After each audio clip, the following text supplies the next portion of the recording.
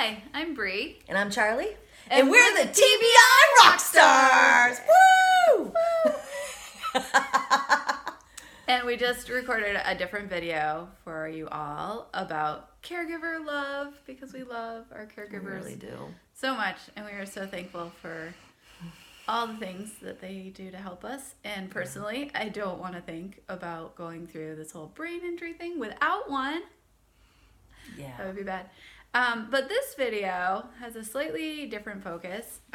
We wanted to go over some things that might be helpful for the caregivers out there watching who want like a bit of a greater insight into what our experience is. I mean, we could write novels, but we'll condense it. Maybe we will. Who knows? Condense it a little bit. Condense it. And also, you know, for other people going through post-concussion syndrome or brain injuries, just to talk about things that you might want to discuss with your caregiver a little more, or show them this video, whatever. Do you have one ready to go, or should I start? Oh, now I'm getting confused. You go ahead first. I will kick things off. I think, well, I remember your biggest message. Do you remember your biggest message? Because that's what we should really start with.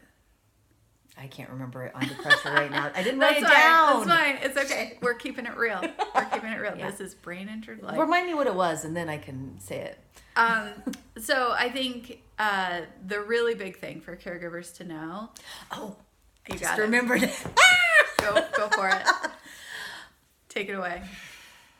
My dear caregivers, you remember being either in a relationship with a competent human being, or, you know, a loved child, or even a friend. And I want to let you know that that person is no longer competent. They might look competent. Yeah. They might be able to come across competent for short periods of time. Yeah. But it's really important that you do not assume that they can do the basic steps of any process. For example, I didn't eat much lunch for a long time, months, maybe a year, until it occurred to me to mention to Mary that I can't figure out what to have for lunch. Yeah. And then she was able to help me, but that's such a basic thing, figuring out what to have for lunch, that it never occurred to her that I couldn't do it because I know how to eat, obviously. Yeah. You know, but it just like the problem solving of like, okay, I have this pound of meat and I have this vegetable. What do I do with it? Like, what are the specific steps I need to follow in order to make it a finished product? I couldn't do that. Yep. Things have gotten a little better, but still she tells me what I'm supposed to have for lunch, and it's really helpful. Right. Like, but just so basic. So basic. I think that when you have post-concussion syndrome or a brain injury, you're diverse-abled, right? Like, you're not just disabled.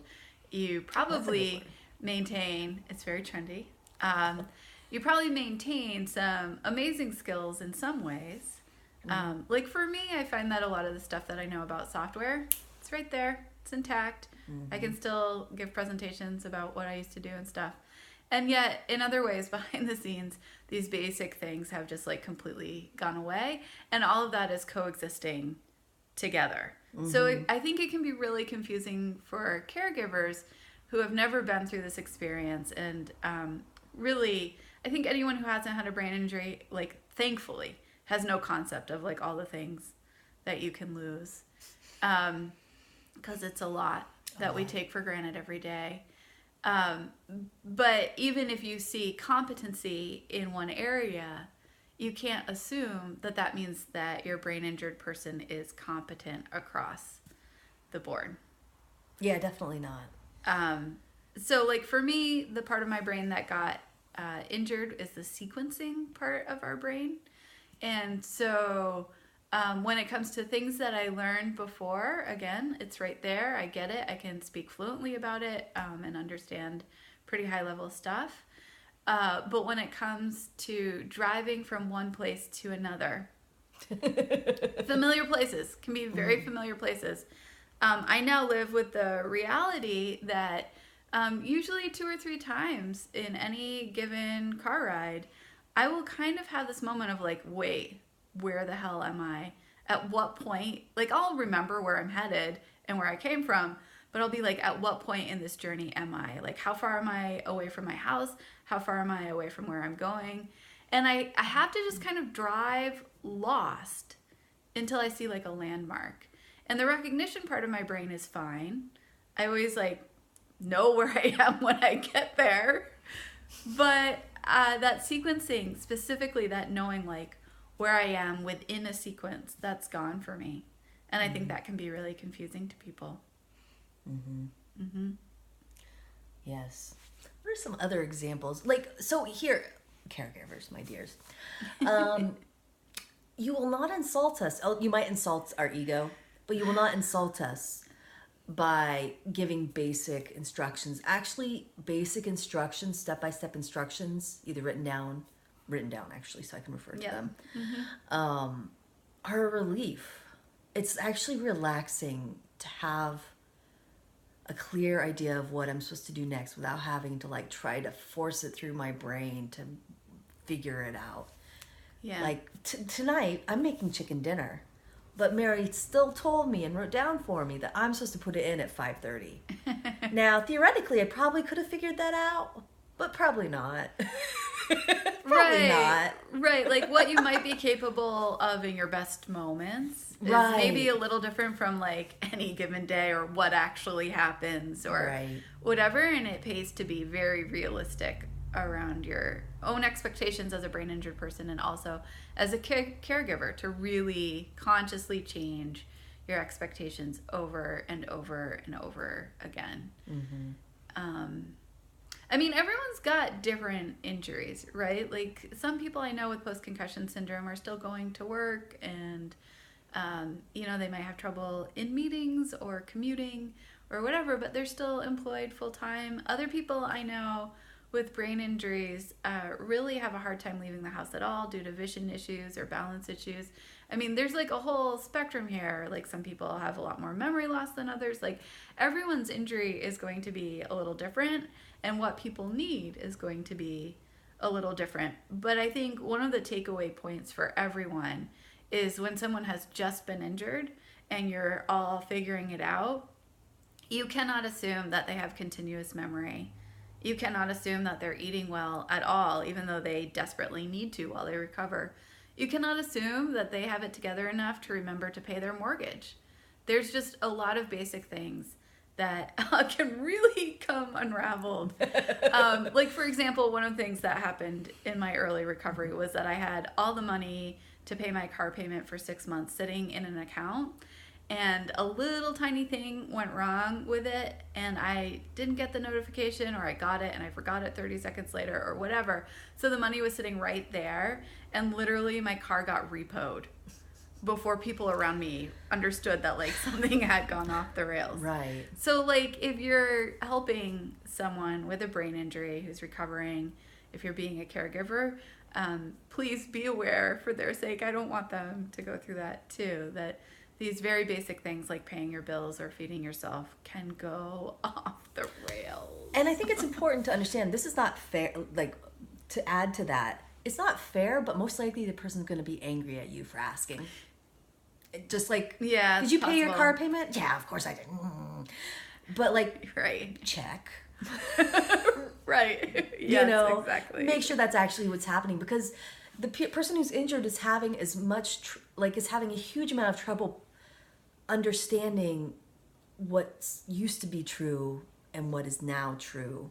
Like there's such a difference. Like Mary was really frustrated with me in retrospect for the first several years of my injury because she's like, you didn't tell me this was whatever. And I thought, of course it wasn't obvious. Right. But it's not obvious. Like, one, it's not obvious. Two, I wasn't aware exactly what was going on. So if I didn't really understand what was going on, how could I articulate it? Like, right. So this is why people around the brain injured person are like in the dark that there really is things seriously not okay. Right. At the same time that your competencies change and your abilities change, your ability to tell people about how they change also probably just took a hike. Right, the word, either both choosing the words and also just perceiving that something has radically changed. Exactly. It's only after another layer of my competency comes back that I'm like, oh my God, I was really fucked up. And then another layer comes back, I'm like, oh my God. Right. So fucked up. So much better now. It's like almost fine. It's like almost fine. Another layer comes back, oh my God, I can't believe I had such trouble with that. I find over that and so over accurate. again. I find that so accurate. So it's not like the person's trying, well, maybe the person's hiding some stuff from you, but maybe they're hiding it from themselves. But it's not that they're trying to be difficult or unclear, because it'd be nice if all of us were adults and mentally competent and could ask for everything we need. But especially lots of type A personalities, such as, you know, who like to take care of themselves, who've never had any experience asking for anything in their life, might not be very good at that. It makes it really hard. It does. It does make it really hard. For everybody. And yeah. And I wanted to share a couple of quick analogies that I've come up with. Oh, okay. I think in this day and age, we all know what it's like to look at TV on a really spiffy monitor, like a high-res monitor, beautiful colors, lots of definition and detail. So imagine that that's how your brain works originally. And then you have some sort of brain injury. Now I want you to think back to what TVs were like in the 1980s, where the colors were like a little off. There was far fewer pixels per square inch. We didn't even have pixels back then, but that it's sort of like this overall degrading of your ability to perceive things.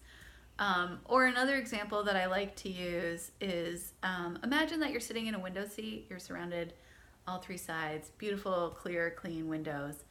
Now imagine that all of those are somewhat obscured by like cigarette dust or smog off the street or whatever, that everything is murky except for like one pane here and one pane there, and that's all you've got. And you're kind of flying blind. I feel like it's just this ongoing process of having less processed data and trying to piece everything together. And so you never know exactly where the process is going to fall apart. Where it falls apart might change. But the issue is that you're not able to process everything coming in the way you did before. And so there's always this inevitable overload and breaking down of something. That's true. There's always this inevitable overload and breaking down of something. It's going to happen. Yeah. Usually every day in some way. Pretty much. And I was wondering if you'd be willing to share the cat story. I know it's in your blog. Oh, right. Well, I have a short blog. It was my second blog post ever, where I shared this particular moment when I realized how real my memory problems were. I was in the kitchen. I had no idea what I was doing. But my cat Otis, was at the door meowing at me, asking to be let out, so I let him out. And then 2 minutes later, I start wondering, where's my cat? Like, he shouldn't be outside, and he's not around here. Like, where did he go? He didn't have any teeth. He should not be outside. He's like a tasty snack. And so I asked Mary, I'm like, did you let the cat out? Because he's not, like, where's the cat? And she's like, you just let him out like 2 minutes ago. Yeah. And I had no memory. It's like it never happened. It's like Dory. Yeah, it never, It was gone. I had seriously no memory. Nemo. But it was like that one time Mary was there to watch me forget. And but how often did I forget things? And even now, I mean, I'm almost 5 years post my first TBI. Yeah. What happened yesterday is probably the same clarity as what happened 6 months ago for a normal brained person. Yeah. It just gets foggy really fast. Mm-hmm. And I have to dig around if I'm going to remember what that was. So, yeah. I feel like for the computer nerds out there, it's kind of like your brain gets locked in safety mode and it can't find its way back out. And everything's still in there, but all the pathways are broken. You can't find it. It's in there somewhere. Can't find it. Yeah. That makes sense. But I think kind of in conclusion, it's just so important to really have a lot of self-love and self-patience. Yes. And also caregivers self-love, self-patience too. Yeah, and I think it's important that caregivers remember to support themselves as much as they're supporting the brain injured person. Yeah. Because in our culture, I think there's this thing of like someone has some injury and you're supposed to swoop in and help them, but you have to sustain yourself as much as anyone else. I feel like it's really it's almost like someone died a little bit temporarily. Mm-hmm. Like it's really a loss for the people around you too when they do start to notice what parts of you are missing. Right, because those parts are just gone. Yeah, so I mean that can be a big deal for everyone. A lot of grieving. Yeah, that's a whole nother thing. Whole nother video right there. So anyway, we'll get back to that. So caregivers, please help your people recovering from brain injury. They really need more help than you think in more detailed ways than you could ever imagine anyone of over 3 years of age needing. Really. It is. And just compassion and love for everyone going through this. It is tough. Yes. All right. Okay. Peace out. Bye. Bye.